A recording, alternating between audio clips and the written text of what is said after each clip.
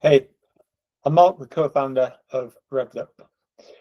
Today, I wanted to talk you through if I was the CEO or GTM leader of a business trying to get their Q2 pipeline sorted and not exchange the future for the present.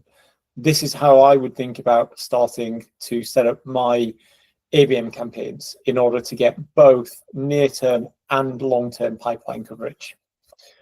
So let's look first at mapping the addressable market and your segmentation. Okay, so that's the first thing that we need to do is define our ICP criteria. Sounds pretty basic, right? But we just need to know what is the firmographic information that we can then plug into a tool like Apollo, and I would recommend for this step using Apollo. You can then build your account list using that ICP criteria, further refine it with Apollo's filters, and export that list in two primary segments. One would be your mid-market and SMB prospects, and the other would be your larger mid-market and enterprise prospects. So you can map your whole market in Apollo, and you can estimate, based on those ICP criteria, the likely value coming to you as a business. Now, the next thing I'm going to do is I'm going to export that lead list, and I'm going to start to enrich and prioritize those accounts using signals.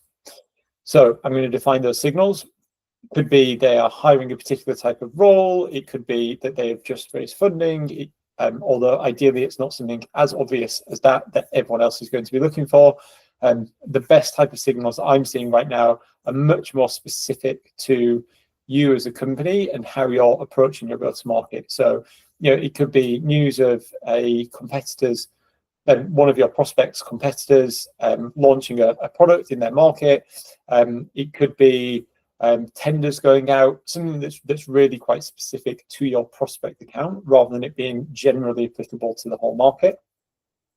I'd recommend using something like Clear to go and find those signals and help you then build out your high priority account list, i.e. those that are deemed probably in market or more in need of your particular solution right now. I would then feed those lists back into Apollo for contact data. So one thing I've found over the last couple of months is that generally building my specific lead list, my contact level lead list in Clear has not been as efficient or effective as going back to Apollo to build it. So I start in Apollo to build my total addressable market account list and then put it into Clay to help me refine that based on those signals. And then I put it back into Apollo to build out my contact level market. And I'm going to export everyone with verified emails. Now, next step, you can then import that list into RevDup. I'm going to give you a very high level overview of how I would segment them into 3 campaigns, and then I'll dive into a bit more detail. But what you want to do is make sure that you are trying to engage your total market. Okay, so you want to split your lead list roughly into 3. The first is your high intent leads. Whether they are SMB, mid-market, or enterprise, they can all go into a direct response outreach. Now, we'll talk about whether you want all of them in one or you need 4 campaigns, but broadly, you're going to create a high intent direct response outreach campaign. The second type of campaign is a nurture campaign, right? These are all the rest of your accounts that at some point you believe could be clients of yours, but are not yet in market because the signals aren't there. You do want to reach out to these, right? They are your future customers. They are your future pipeline. It is crazy to just completely ignore them. It is equally crazy to try and drive the same type of direct response outreach as those in market for those who are clearly not yet ready for your solutions. So we want to create an educational nurture campaign. And then the third route is enterprise, right? You want to take those bigger customers and you want, particularly if you don't know whether or not they are yet in market, you want to take a blended high touch approach. Okay, let's break each one of these down a little bit more. So your engagement strategy by segment. We'll start at the top.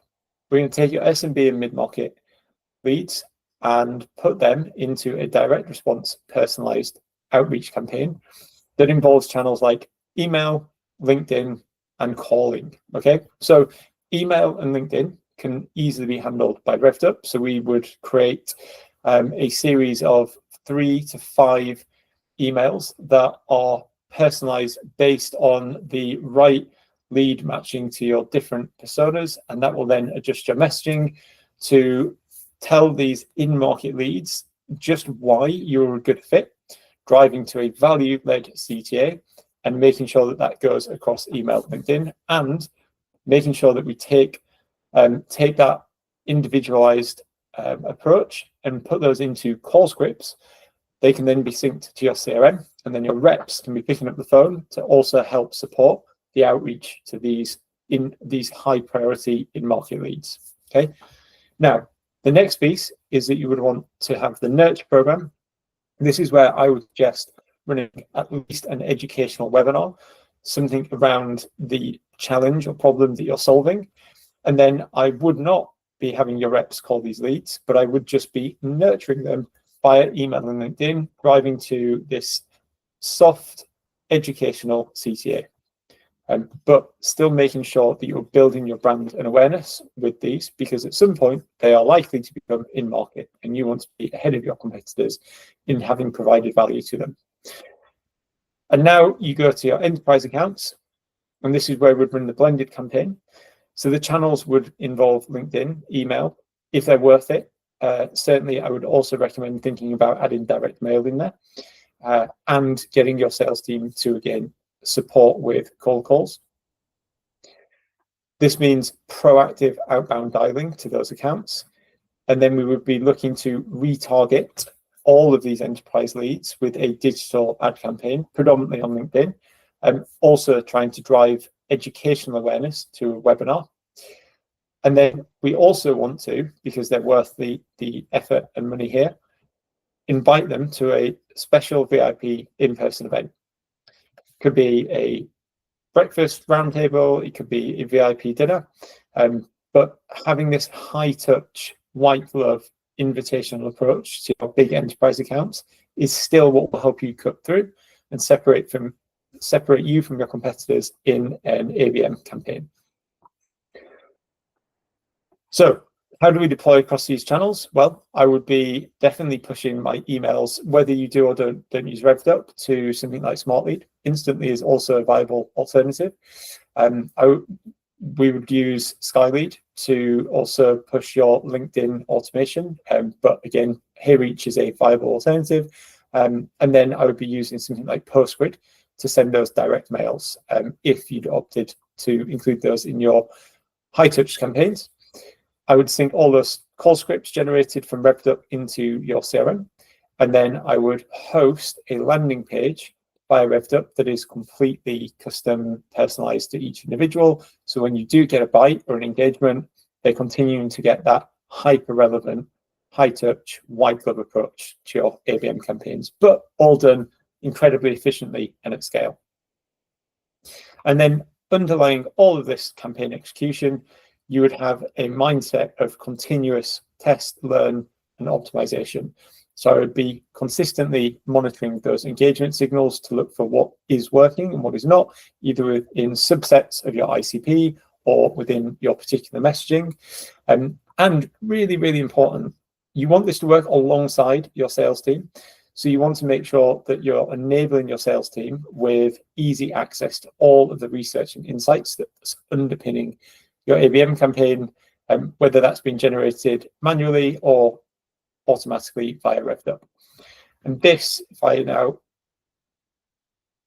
zoom out, is what a modern, multi-touch, easily segmented and scalable ABM campaign looks like.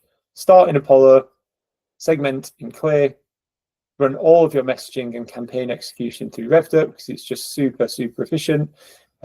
We utilize best-in-class tooling, support it with value-led content and educational marketing, because that way you won't get to the end of Q2, burn through your entire total addressable market with bad messaging and direct response CTAs that your 97% of the market is not ready for because they're not in market. But you will have got in touch with them, built relevance, and that way in Q3 and Q4, when those leads do start to go in market, you're the ones chosen first. That is how you build short and long-term viable, multi-touch, scalable ABM campaigns.